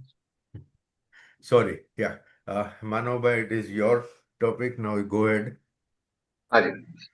तो तो ये जो मतलब मांडुक्य पे ये जो एकात्म प्रत्यय सार वाला लास्ट था, दिस तो मतलब रश्मिन भाई, anything you would like to add on mantra? એમાં મેઇન ચીજ એ કહેવાની છે, हाँ, द 7th श्लोक इन मांडुक्य उपनिषद सेज, ये आत्मा का वर्णन है। 7th श्लोक पूरा आत्मा का वर्णन कर रहा है। क्या वर्णन कर रहा है? कि ये अवर्णनीय है, अनिर्वचनीय है। इसको न माप सकते हैं, न ग्रहण कर सकते हैं, न देख सकते हैं, न अनुभव कर सकते हैं। और फिर भी बाद में क्या कहते हैं? शांत है, शिवम मतलब पवित्र है, अद्वैत है, ये आत्मा को पहचानो। स आत्मा स विज्ञेय, मतलब आत्मा को जानने का प्रयत्न। अरे ऊपर कहता है कि इसको आप समझ नहीं सकोगे, फिर बोलता है कि प्रयत्न करो ये समझने का। तो ये हिंदू धर्म की लाक्षणिकता है। विरोधाभास होता है, वो दोनों साइड समझ लो, और फिर में से उसमें से अपना अपना संदेश निकालो। मतलब जो कहना है कि न अंत प्रज्ञ वगैरह, न प्रज्ञानगणम, न अदृष्टम, अव्यवहार्यम, अग्राह्यम वगैरह कह के इतना ही कहता है कि वो बहुत डिफिकल्ट है। आत्मा को हम लोग भले मांडुक्य उपनिषद या 25 उपनिषद की चर्चा कर लेवे, उसका मतलब नहीं कि हमको आत्मा समझ में आ गया। आत्मा समझने का बहुत कठिन है। फिर कहता है कि भाई आत्मा समझने का प्रयत्न करो, बाकी सब बकवास है। Yes sir, go ahead. हाँ जी। थैंक यू रश्मिन भाई। तो अब ये अपना मांडुक्य का जो जो टेक्निकलिटीज थी वो सब तो मतलब we have discussed and we can keep discussing, but for now हम उसको एक थोड़ा कंक्लूजन दे देते हैं। इसके बाद है ना, कुछ एक उस रिट्रीट में मुझे कुछ एक ऐसी बातें प्राप्त हुई विच आर लाइक कॉमन, जिसको जिसका जिसका टाइटल मैंने अपने लिए दिया था, साधकों साधक उपयोगी बातें। मतलब these are like general, these are not restricted to Mandukya, but कोई भी आदमी साधना के पद पे तो उसके लिए ये बातें होंगी। ये बातें वो है, इट इज नॉट कॉम्प्रिहेंसिव, जो मैं वहां जो जो पकड़ पाया था वो मैंने वो मतलब this this I thought will share, this might be important. तो एक है ना, एक पॉइंट जो था सबसे पहला वो ये था, उनका बहुत जोर था कि we have to be very sensitive, very very sensitive about हम अपनी इंद्रियों से क्या ग्रहण कर रहे हैं। वेरी इंपॉर्टेंट कि आप अपनी इंद्रियों से ग्रॉस या सटल वे में आप क्या क्या ग्रहण कर रहे हो, जो जो आप क्या देखते हो, आप क्या सुनते हो, आप किस लोगों से इंटरेक्ट करते हो, वॉट एवर जो भी आप किन लोगों की कंपनी में हो, इन सब चीजों को आप मतलब be you have to be very very very very particular about it. और क्योंकि अल्टीमेटली जो हमारा मन है, देखो साधना मन की है, ब्रह्म को तो कोई प्रॉब्लम नहीं, ऊपर वाले बर्ड को कोई प्रॉब्लम नहीं, ऊपर वाला बर्ड एकदम चैन से। सारी मारामारी नीचे वाले बर्ड की है, जो कि हम अपने आप को एटलीस्ट आज उस अवस्था में पाते हैं। सही में है कि नहीं इज डिफरेंट इशू, बट हम अपने आप को उस अवस्था में पाते हैं। तो सारी मारामारी मन की है, इसलिए साधना हमेशा मन की है। और जो मन है वो इंद्रियों की तरफ से जो इनपुट आता है वो उसको बहुत हेविली इन्फ्लुएंस करता है। और इंद्रियों, क्योंकि उसी से हमारा मन बनता है, तो हम जितना कचरा लेंगे, वो कचरा है ना वो कभी मुफ्त में छूटता नहीं है। और वो कचरा अंदर में अंदर हमारे लेके अंदर पूरा मतलब एक अजीब सा दंगा करता रहता है वो, और हमारे मार्ग में वो बहुत बाधक बनता है। तो जैसे उन्होंने बताया था कि अगर आप इंद्रियों से कुछ जो भी चीज ग्रहण करते हो, तो वो धीरे धीरे अगर आप बार बार उसको करते जाओगे तो वो आपके कॉन्शियस माइंड से सबकॉन्शियस माइंड में चला जाएगा। एक बार सबकॉन्शियस माइंड में चला गया आपके, तो फिर वो आपका संस्कार बन जाएगा। संस्कार गहरा संस्कार बन जाएगा। और वो गहरा संस्कार फिर आपको स्मृतियों में आएगा वो, और स्मृतियों में आके फिर आपके लिए एक नेक्स्ट इनपुट बनेगा। और वो इनपुट फिर सबकॉन्शियस को और मजबूत करेगा, फिर वहां से इनपुट आएगा, you will get into a vicious cycle. और इस साइकिल को तोड़ने के लिए हमको अपने सारे जो मेंटल इनपुट्स हैं उसमें we have to be very very मतलब वेरी वेरी चूजी। और जैसे अपन जैसे साधन चातुष्ट की बात करते हैं तो उसमें एक आता है शम दमादि षट संपत्ति, उसमें एक चीज आती है शम और दम। तो उसमें जो दम है, दम दम जिसको बोलते हैं, दम मतलब ये है कि इंद्रियों को इंद्रिय के विषयों से दूर रखना। तो वो वो हमारे लिए एकदम इंपॉर्टेंट है। और जो हम विषयों को दूर रखते हैं तो now it includes everything, right.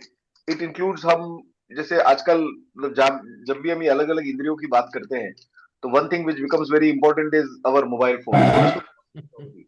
और इसको मतलब मोबाइल फोन पे बहुत चर्चा हुई थी, और उन्होंने क्लियरली बोला था कि भाई ये मोबाइल फोन आजकल हमारा ज्यादातर हमारा बोलना करना देखना सब मोबाइल फोन से होता है।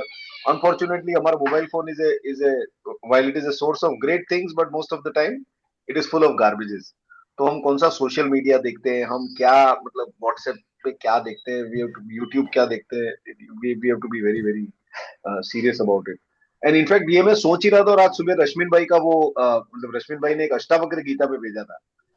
तो उसपे अष्टावक्र गीता पे वो अष्टावक्र बोलता है, हे वत्स जो तू मुक्ति ने इच्छतो होए तो विषयों ने इंद्रिय ना विष ની જેમ छोड़ी दे।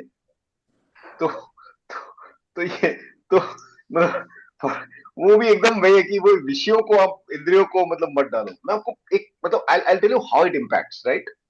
मैं ना ये ट्विटर खूब देखता हूं मैं, और ट्विटर में पता नहीं फॉर सम रीजन, हसमुख भाई बताएंगे, ये जो मिनेसोटा में जो सोमालियन का फ्रॉड है ना, सोमालियन का एक फ्रॉड हो रहा है मिनेसोटा में, आपको पता है कि नहीं, मुझे मैं बहुत जानता हूं उसके बारे में। सोमाली लोगों ने बहुत करोड़ों फ्रॉड किया है, वो ट्रंप ने आइस भेजी है, वहां बहुत मारामारी हो रही है, वो डेमोक्रेट वर्सेस रिपब्लिकन चल रहा है और उसके वीडियोस बन रहे हैं। इट्स वेरी एक्साइटिंग है मतलब। तो अब क्या है, ट्विटर को तो मालूम चल जाता है कि इसको ये देखना पसंद है, तो ट्विटर चुपचाप ट्वीट दिए जा रहा है। एंड यू वोंट बिलीव, मुझे आता है ना सोमाली साले बहुत बदमाश है, मतलब अमेरिका को ऐसा क्यों कर रहे हैं, अमेरिका का इतना डेफिसिट है और उसपे ये लोग फ्रॉड कर रहे हैं ये वो। फिर बाद में मुझे लगा भाई तेरे को क्या मतलब व्हाट इज योर रिक्वायरमेंट, तेरा तो कुछ लेना ना देना। बट वेरी वेरी अनकॉन्शियसली मैं उससे बहुत एजिटेट हो जाता था मैं। और जैसे ही कोई ऐसा आता है ना, जैसे कोई मतलब ये आजकल मानव कोई भाई, you have to be careful. हाँ, हाँ your daughter is angry with you. अच्छा नहीं नहीं, वो कुछ कुछ अपना सामान पड़ा था वो ले जाएगी। तो तो फिर मतलब दैट वाज वन थिंग। तो जब मैं ये in fact when I was thinking about what to say here in, तब मुझे अचानक रियलाइज हुआ कि मैंने कहा बाकी तो छोड़ो, मैं खुद मिनेसोटा के फ्रॉड में मैं घुस गया हूँ कुछ बेकार में, एंड इट वाज एजिटेटिंग मी। कोई भी यूट्यूबर आके, उसमें कुछ ऐसा होता है कि सिंगल यूट्यूबर आके वो उसका सब वो उसको कुछ रिकॉर्डिंग करके सोशल मीडिया में डाल रहे हैं कि देखो ये सोमाली लोगों ने इतना फ्रॉड किया है ऑल। तो मेरे को खुशी होती थी, यस यस करो करो, मारो इनको, ये सब बदमाश है सोमाली। मतलब न लेना न देना, अपने को कहाँ, अपना क्या रास्ता है, अपने लाइफ के गोल्स क्या है। मतलब 51 क्रॉस, डायबिटीज अपियर्ड, और उसके बावजूद भी तुम साला ये सब क्या है, फालतू की बातें। तो द पॉइंट इज कि जो सोशल मीडिया वगैरह है, they are very harmful. They kind of sound very harmless कि अच्छा कोई फर्क नहीं पड़ता, बट उसका फर्क पड़ता ही है। और इस कारण से जब हम बोलते हैं कि विषयों को, विषयों ने विष निजेम त्याग, तो उसमें एक बहुत बड़ा उसका एप्लीकेशन आता है आपके फोन पे। So we have to be very, very careful about the phone. So this was one point which they kept repeating. But there I will और also add, Manav bhai, I will add one more point. There are things which we have to avoid and ignore. Okay. Trump is doing a lot of injustice in the whole world. Okay. What can I do? I can't do anything except maybe I can pray for the Venezuelan people's welfare. And that is the end of the story. That is one part. Now, the other part is I must get involved. When, let us say, somebody in my family is sick and needs personal attention, can I say, अरे मैं तो साधु हो गया, मुझे कुछ नहीं है? I cannot. My neighbor is sick or my neighbor is in difficulty, he needs my help. I cannot ignore. When I'm going on the road, there is a beggar on the street. Can I ignore him? See, where we come in contact with somebody and where our help is going to help that other person, we have to get involved. And where we are not going to be of any help, we should stay away. The striking the balance between the two is called विवेक. और विवेक मेरे हिसाब से the अमूल्य शब्द है अपनी भाषा में, संस्कृत में, गुजराती में, जिसमें भी बोलो, अंग्रेजी में डिस्क्रिशन कहते हैं। कहाँ क्या करना, उसका विवेक हमें होना चाहिए। Sorry, go ahead. फिर मानव ने जब फर्स्ट राउंड में उत्तराखंड गए थे ना, उस हाँ हाँ मांडुक्य उपनिषद के लिए, और हाँ, दो दो सेशन लिए थे मानव ने उस टाइम के भी। बराबर। अगर आप मुझे पूछते हो दो सेशन में सब भूल गए, खाली एक वर्ड क्या याद रहा, तो हाँ मुझे याद है वो विवेक। Sharpening of intellect. हाँ। शार्पनिंग ऑफ इंटेलेक्ट, जो इंटेलेक्ट था ना, जो ये नेति नेति करके जो शंकराचार्य जी बताते हैं कि ये हम्म। इम्परमानेंट है, जो परमानेंट है ही नहीं, उस पर क्या इतनी माथापच्ची करनी है उसके अंदर, बिल्कुल। तो वो सर, वो उसका जो क्रक्स है ना, पूरे 2 दिन का जो सार था वहां, उस टाइम में एक अलग टाइप का था। तो वो इंटेलेक्ट पे ही था सर, और यही हेल्प करता है सर उसमें हर चीज को सोचना। बराबर है। अभी जो अपना डिस्कशन चल रहा था ना, तो उस दिन मैं यही सोच रहा था कि 24 घंटे में, यार कभी कभी हमें हम सबको गुस्सा आता है, हमारा माइंड भी कोई भी वजह से एजिटेटेड हो जाता है, कहीं भी हम एंग्री मोड में रहते हैं। फिर अचानक याद आता है कि यार अश्विन भाई के साथ क्लास लेते हैं, वो बोलते हैं हम ब्रह्मस्मि एंड तत्वमसि। तो फिर ये किस पे गुस्सा आ रहा है, कौन गुस्सा कर रहा है उसके अंदर? तो सर वो इंस्टेंट कूल डाउन हो जाता है बाद में उसके अंदर, कि ये तो यार अपन उसकी लीला में घुस गए, मतलब उसके अंदर तो अपने को थोड़ा संभाल के रखना है उसके अंदर, बिल्कुल। तो दिन में कम से कम मैंने एक अंदाज लगाया कि 5 से 6 बार मोमेंट्स ऐसे होते हैं कि जब ये भूल जाते हैं कि आई एम नॉट ब्रह्मस्मि, उस टाइम में ब्राह्मण नहीं हूं, एंड नाइदर यू, तुम भी नहीं हो ब्राह्मण। तो वो झगड़े की जड़ है सर, झगड़े की जड़ वो है। और मैं अभी भी नहीं शिद्दत से नहीं, याद करता हूँ सर, अभी अगर इसमें भी मैं फिजिकली, आपको स्टोरी कहूंगा। अन्य स्टोरी कही है, लेकिन मैं फिजिकली अभी भी मुझे याद आता है कोविड के पहले जब मिलते थे न्यू हाँ मेरिन लाइंस में, हाँ हाँ। तो उस टाइम हम्म। मुझे अभी भी याद आता है सर, सारे झगड़े सल्टाने खुद के हो चाहे बाहर के हो, उसका सार यही है कि मैं ब्राह्मण हूं और तुम भी ब्राह्मण हो। इस भाव में रहते हैं तो सब पीसफुली, आराम से, शांति से सब बढ़िया चलता है। और जैसे ही हम भूल जाते हैं कि न तो वो ब्राह्मण है और न मैं ब्राह्मण, तो फिर तो बस वो 800 करोड़ में जैसे बाकी लोग हैं वैसे हो जाते हैं सर बाद में। वो जूतम पेजार वाली चीज हो जाती है सर उसके अंदर। फिर ट्रम्प पे भी गुस्सा आता है, इस पे भी आता है, उस पे भी आता है, ऐसे करते करते जिंदगी पूरी हो जाएगी सर। हमारे पहले भी करोड़ों लोग चले गए, हम भी चले जाएंगे, तो कोई मतलब तो रहा नहीं सर उसके अंदर। तो जो फार्मूला आपने दिया ना, बस वो भूले नहीं, वो आप आज मीटिंग खत्म होने के पहले बताना कि जो दिन में 5 बार भूल जाते हैं ना कि आई एम नॉट ब्रह्मस्मि, तो वो कैसे याद रखें सर उसको बिल्कुल। सॉरी, आई वुड ऐड, अभी है ना आप लोग, आई वुड रिक्वेस्ट, ये एक पिक्चर आया है, जुना है बहुत, यह है, यही है जिंदगी, संजीव कुमार का। हम्म। और ये पिक्चर में संजीव कुमार और गॉड, वो बिल्कुल नहीं मानता है। और दोनों का जो डिस्कशन है ना, हर एक पॉइंट पे, जो हम लोग का है ना वैसा ही डिस्कशन है। ओह। और उसमें एक पॉइंट ऐसा ही था, वो भगवान को, वो छाप पेपर पढ़ रहा है और भगवान को बोल रहा है कि ये देखो क्या है, तो भगवान आ जाता है, बोलता है तेरे उधर एक पूरा बस आ रहा है, तेरा दर्शन के लिए बस आ रहा है, उसमें से 30 लोग को तेने मार दिया। अभी तू बता कि तेरे उधर आ रहा है तो भी तूने उसको मार दिया, तो तेरा हाँ क्या न्याय है। वो जो हाँ। डिस्कशन है ना पूरा पिक्चर में, बहुत ही अच्छा है। यू विल हाँ। लव इट, मीन हम लोग को मजा आएगा, मेरे को तो बहुत मजा आया।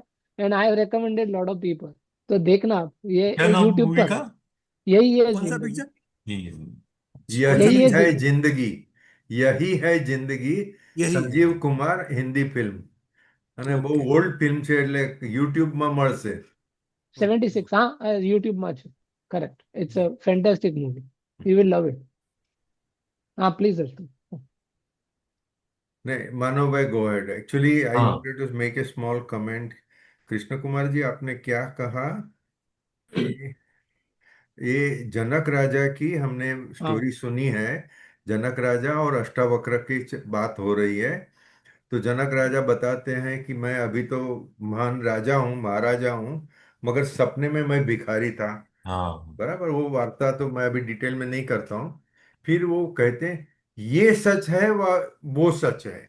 हम्म, ये मैं राजा हूँ ये सच है, वो भिखारी हूँ ऐसा सपना आया वो सच है. हाँ. तो अष्टावक्र कहते हैं ये भी गलत है वो भी गलत है, दो में से कुछ भी अस्तित्व में नहीं है, तू सच है. हम्म। वो अष्टावक्र तो गुरु थे, तो वो जनक राजा को भी तू करके बोल सकते हैं. उन्होंने हम्म। बोला तू ही सत्य है, मतलब एक आत्मा सत्य है, आत्मा के सिवाय जो भी है वो सब, मतलब पूरा संसार एक ड्रामा है. हम्म। अच्छा, ड्रामा है कह के आप क्या करोगे? छोड़ के चले जाओगे?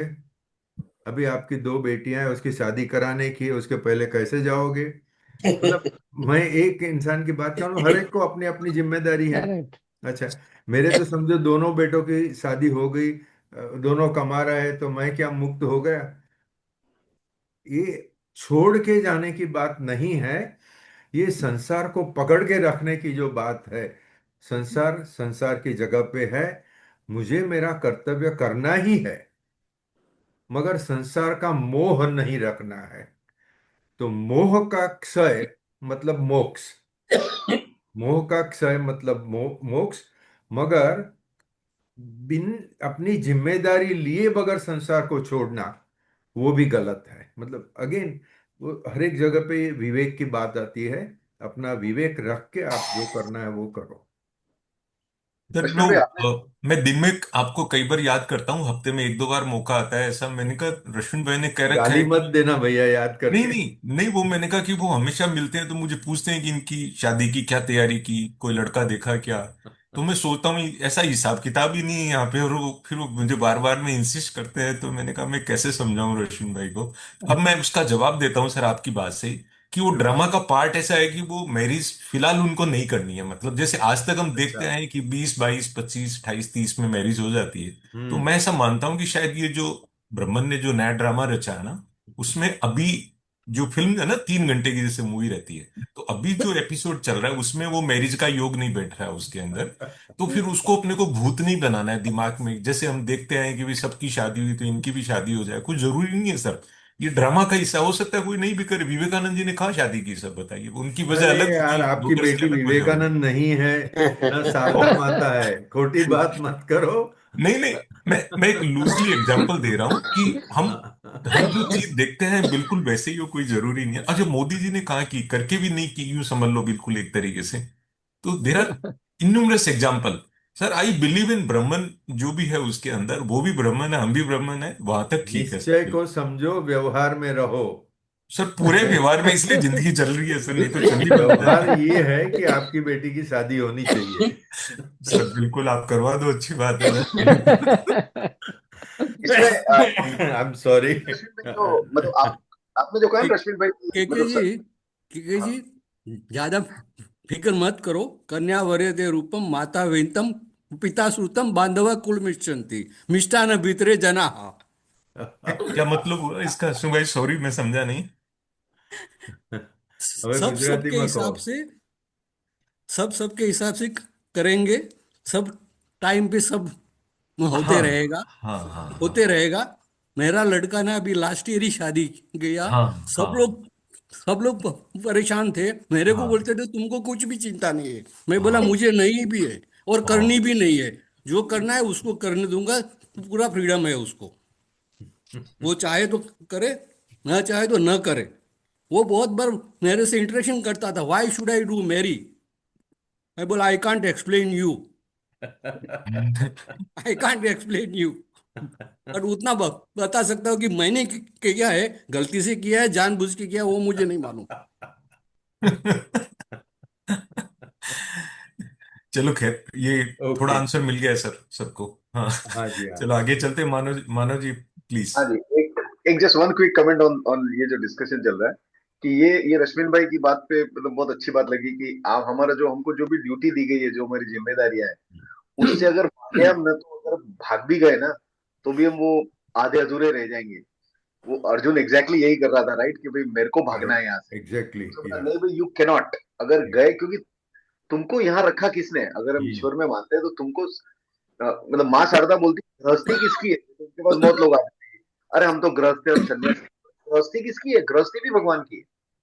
गृहस्थी किसी शैतान ने थोड़ी बनाई है। मतलब एक ईश्वर करता है, गृहस्थी उसकी है। और आपको उस गृहस्थी में रखा है टू प्ले सम रोल। हाँ, आप उससे भोग की भावना मत रखो, आप लेने की भावना मत रखो, आप देने की भावना रखो। तो इस इसमें एक एक एक एक ऐसा लगता है कि हमको हमारे आसपास जो भी लोग हैं, हमको ऐसा मानना चाहिए कि सब उधारिये हैं। मतलब ये किसी शास्त्र में नहीं लिखा है, ये एक मतलब रॉ थॉट है कि सारे लोग उधारी है, जिससे मैंने कभी न कभी उधार लिया था, इस जन्म में, पिछले जन्म में। अब क्या है, अब ये नहीं है मेरे से उधार, मतलब उधार मांगने आए हैं तो मैं उनको दे दूं जो भी देता हूं। जिस दिन मेरा उधार खत्म हुआ उस दिन ये लोग चले जाएंगे मेरी लाइफ से। तो हमारा जितने भी इंटरेक्शन है, जितनी भी रिलेशनशिप्स है, उनको हम एज ए डेटर्स देखें। डेटर्स ही होता है ना, जिसको पैसे देने होते हैं। Creditor, they are our creditor. Creditors. Creditors, हाँ, दे आर अवर क्रेडिटर्स। उनको हमको पैसा ऋणानु देना है। ऋणानुबंध, मानू भाई ऋणानुबंध। हाँ, बराबर। बस। तो वी शुड, जो हमारे वो, चाहे हमारे रिलेटिव हो, दोस्त हो, कोलीग्स हो, कोई भी हो, वो सब हमारे उधारी है, हमसे कुछ लेने आए हैं। अच्छा, अगर हमने उनसे कुछ ले लिया तो फिर आपकी उधारी बढ़ जाएगी, फिर अगली बार फिर आना पड़ेगा। तो जैसे बैंक में नहीं होता, sir we can give you more loan, आप बोलते नहीं भाई, ये बड़ी मुश्किल से उतर रहा है, हमको नहीं चाहिए तेरा लोन। तो if anybody is doing any favour to you, just reject it, बिल्कुल नहीं चाहिए मुझे, आप अपना ले लो और छूटे हो। तो आई थिंक वो मतलब ये एक मतलब कर्मयोग की बड़ी वर्किंग डेफिनेशन है। उस हिसाब से चलोगे तो सब खुश रहेंगे आपसे, क्योंकि आप किसी से कुछ मांग नहीं रहे हो, आप किसी को दे रहे हो, यू आर नॉट अटैच्ड। अगर आप जिस दिन बैंक में आप लास्ट देने जाते हो, जिस दिन बैंक में आप लास्ट चेक देने जाते हो, फिर आप बोलते हो अगली बार तेरा मुंह नहीं देखूंगा भाई, ये ले तेरा चेक और भाग इधर से। So there can not be any attachment with your creditors, you will serve them well, you will finish your loan and move on in life. तो जस्ट वन पर्टिकुलर। अच्छा, अब मैं क्विकली दो तीन चीजें मैं फटाफट कंप्लीट कर देता हूँ सदुपयोग की बातें में। एक ये जो हमने कहा ना कि जो माइंड हैज टू बी, मतलब हमको इनपुट बराबर लेना चाहिए, उसमें एक अच्छी बात ये बताई थी कि हम जैसे जैसे माइंड का जो जो इंद्रिय से हम जो जो कंज्यूम करते हैं, वो जैसे जैसे प्योर होता जाएगा ना, जैसे जैसे सत्य का हम करेंगे और दूसरी राजसिक और तामसिक चीजें छोड़ते जाएंगे, वैसे वैसे बोलते हैं आपके अंदर अपने आप सात्विक भाव इमर्ज होगा।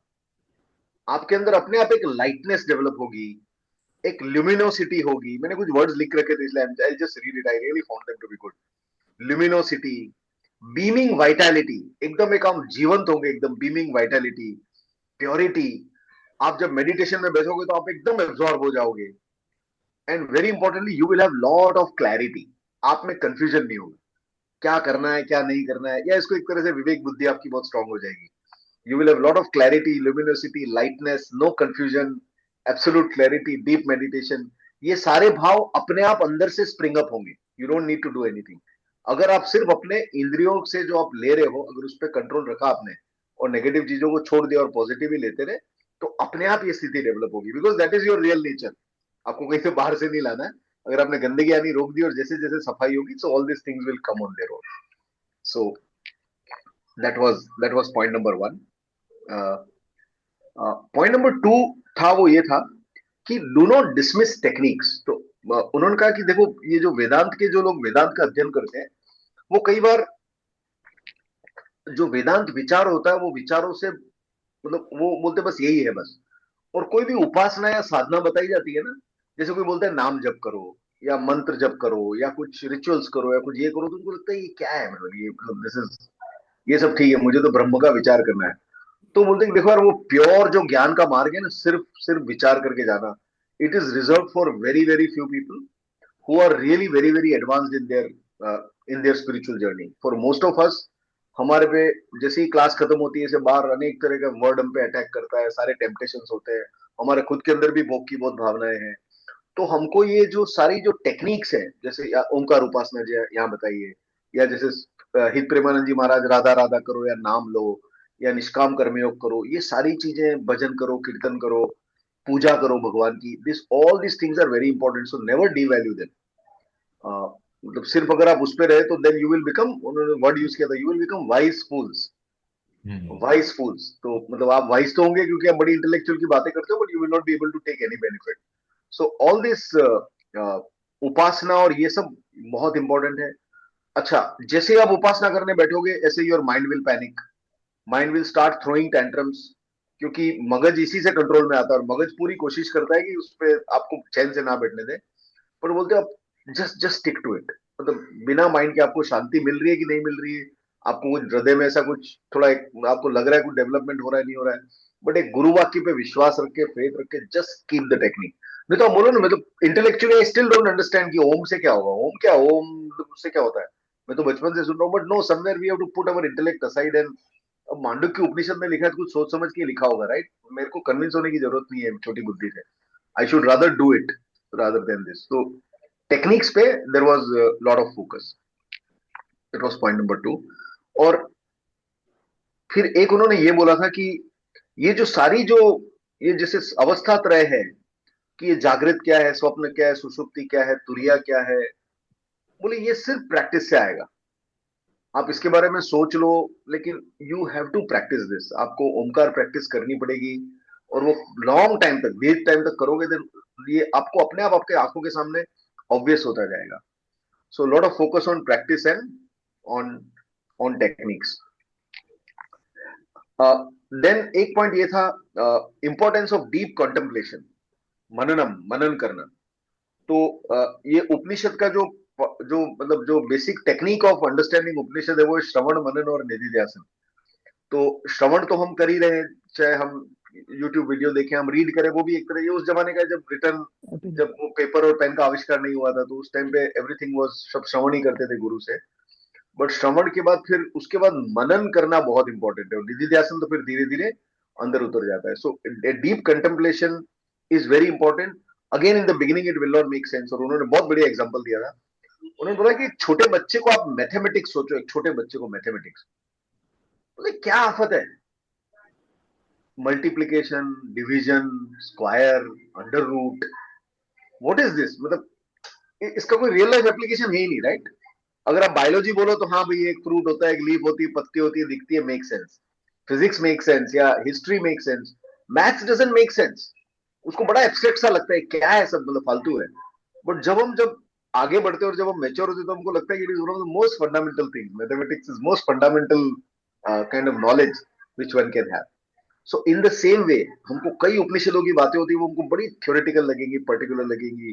जैसे अ उ म में, मैं मतलब मेरा इंप्रेशन बताता हूँ, अ है वो वेकर है, उ है वो ड्रीमर है, म है वो डीप स्लीपर है, और जो साइलेंस है वो तुरीय है।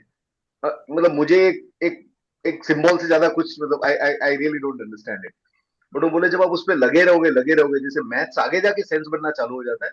We are all children in in in in our spiritual journey. तो जब हम आगे पहुंचेंगे तो this all will start making sense, so just stick to it, and go through deep contemplation, because without contemplation it will not make sense now. Importance of deep contemplation था.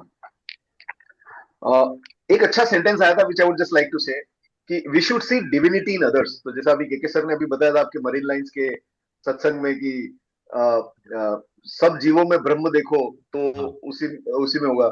तो we should see divinity in others. और उन्होंने बहुत बढ़िया बड़ा बड़ा अच्छा लगा मुझे. बोले when we see divinity in others, every work becomes worship. And when we do not see divinity in others, every worship becomes work. Every worship become, Every worship becomes work. हाँ, वो आपको कर्म बंधन में फंसाने वाला हो जाता या you are right, you are right, है. So absolutely. that was very beautiful. So when we इसका see मैं divinity, एक इलस्ट्रेशन दूं मानव भाई. please. I don't think you are in practice now, but those chartered accountants who are in practice,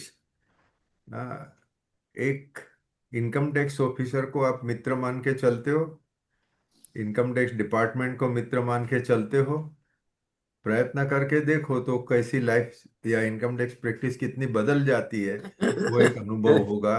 ऐसा मानव भाई कह रहे हैं, हम सुन रहे हैं. बहुत चलिए बढ़िया. साहब. हाँ जी. एक था और फिर एक जो बताया था, good karmas matter a lot. Again जो ये जो वेदांतवादी होते हैं वो जनरली बाकी सब चीजें होती है ना, भक्ति और कर्म और उन सबको बोलते हैं क्या है ये सब, हम तो ब्रह्म चिंतन ब्रह्म चर्चा ये सब करेंगे. बोलते नहीं, good karmas matter a lot. और उसमें जब ये बता रहे थे तब एक बार रश्मिन भाई ने कहीं लिखा था व्हाट्सएप मैसेज पे, आज से कुछ टाइम हो गया, कुछ हफ्ते या महीने हो गए. रश्मिन भाई ने लिखा था कि जब मैंने चैरिटी का काम चालू किया, उसके पहले से ही मैंने पढ़ना चालू किया था, बट फिर जब तब मुझे कुछ ज्यादा समझ में नहीं आता था. और फिर अचानक जब मैंने ये फिलांथ्रोपी का काम चालू किया, and then everything started making sense on its own.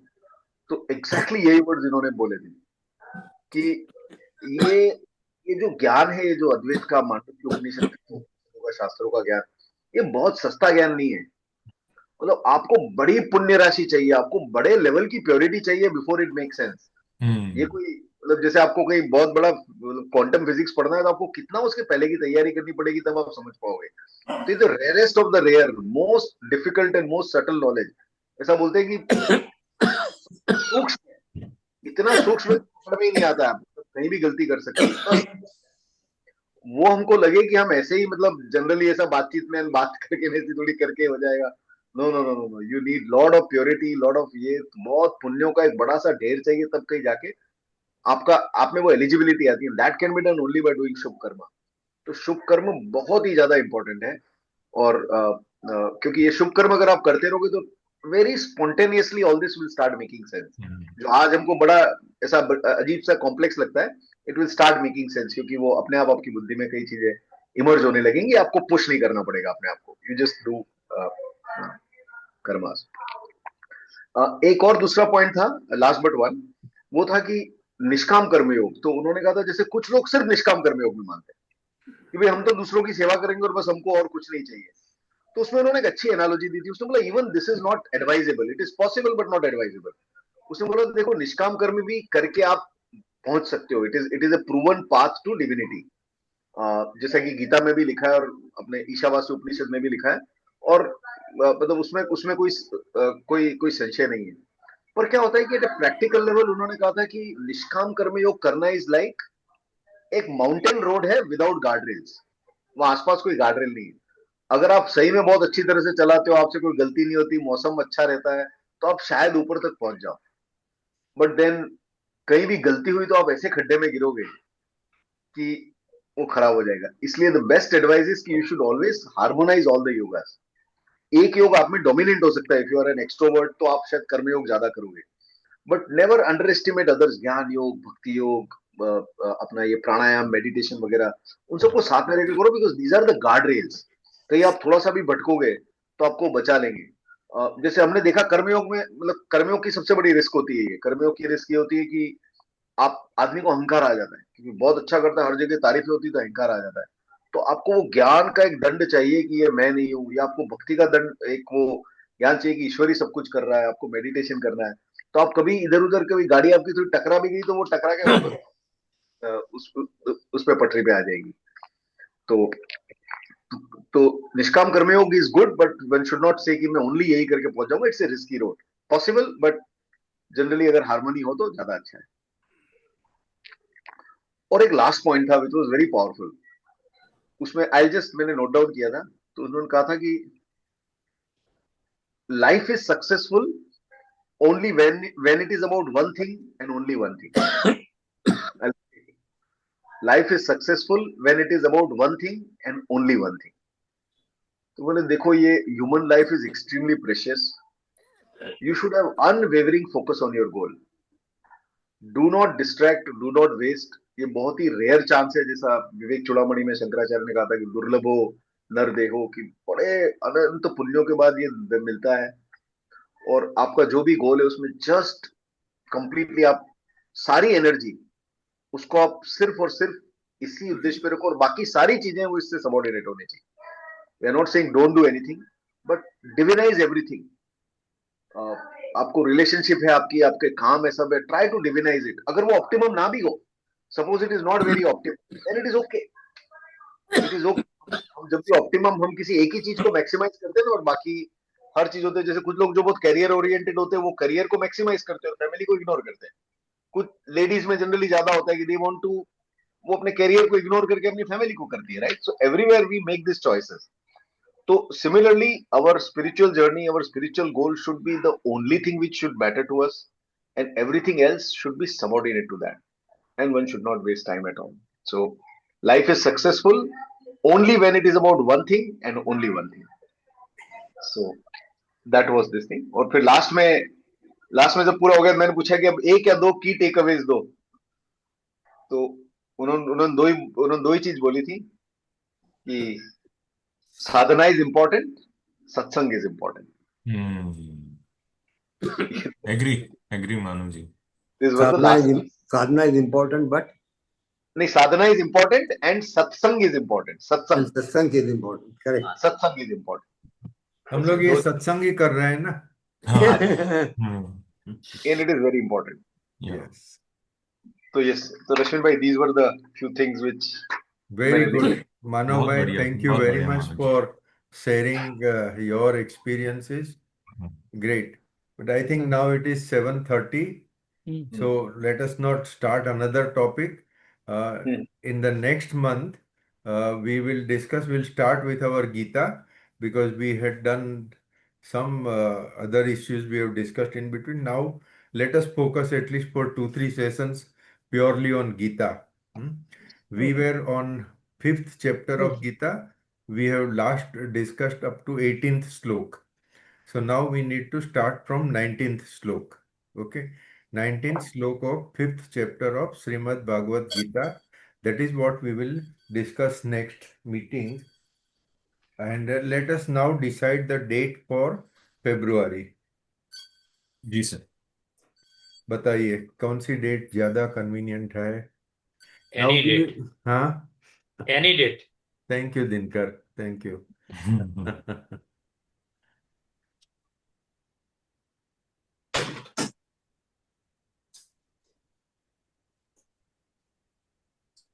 Sir 14 रख सकते हैं। 14 फरवरी। ठीक है, वो सैटरडे है, हम लोग फ्राइडे रखे ना अच्छा, बाकी। फ्राइडे रखते हाँ हैं। ओके हाँ, ओके, तो 13 को रख सकते हैं। हाँ, 13, 20th कोई भी।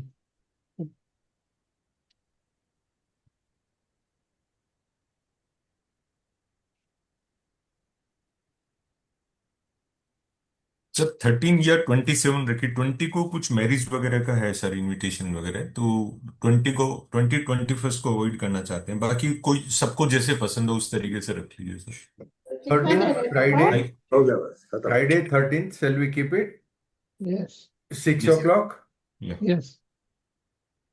ओके, सो 13th फ्राइडे। किसी को कुछ बाद में तकलीफ होएगी तो बता दीजिए, but otherwise we will keep it on 13th Friday at 6 o'clock, starting from 19th shloka of Gita. Okay, ठीक ओके ओके ओके फ्रेंड्स, चलो thank you everybody. Thank you Ram thank Ram. You bye. और मानव जी, जो लास्ट वाला था वो समरी, वो आप व्हाट्सएप पे वो शेयर कर दीजिए सर, जो छोटा सा एक नोट जैसा मैंने, नहीं तो हाँ आपका जी चैट जीपीटी भी कर देगा कि मानव जी ने क्या कहा तो लेकिन आप हाँ भी एक बार कर दीजिए। नहीं, but मैंने उसको लिख के रखा ही था, तो हाँ आई विल प्लीज, वो कर दीजिए। वो श्योर पूरा थैंक विल यू बेहतर हो सर, बिल्कुल जो भी चीज अडॉप्ट कर पाए वो उसके अंदर बहुत जरूरी है, बिल्कुल उस पर, विल डू। है ना। Thank you so much and and thank you thank for you. Giving this opportunity, क्योंकि ये इसके कारण ही मैंने सब, ये मेरा मनन इसी कारण हुआ, नहीं तो मैं तो मनन कुछ कर नहीं रहा था इसमें।